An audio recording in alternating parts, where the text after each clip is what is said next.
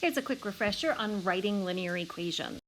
Y equals mx plus b is my favorite form to write the equation of a line because m is your slope, the steepness of it, and b, your y-intercept, is where it crosses the y-axis.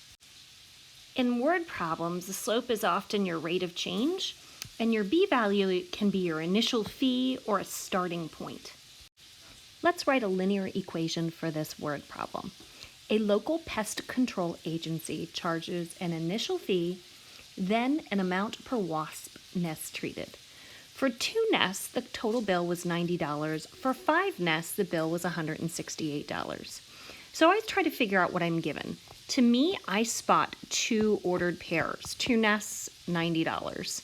The second one, 5 nests, and $168. Sometimes you'll be given the slope right away, and that makes your life easier.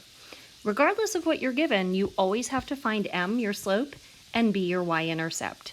So to find m, I'm going to subtract my y values over my x values, going the same order on each.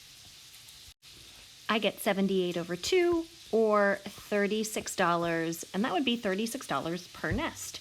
I also have to figure out my starting point, so I write the equation of my line, y equals mx plus b, and I pick my favorite ordered pair. I always go with the smaller one. So I'm doing 290, or I should say smaller, or sometimes I go with, if there's a negative one, I'll choose the positive one. I plug in 36 for m, and I plug in 2 for x, and b is what I'm trying to find. Now this is an equation, so 36 times 2 would be 78, plus b is equal to 90. So how do I finish this? Well, I'm going to subtract 78 from each side, which gives me b is equal to 22. So the equation of my line would be y equals 36x plus 22.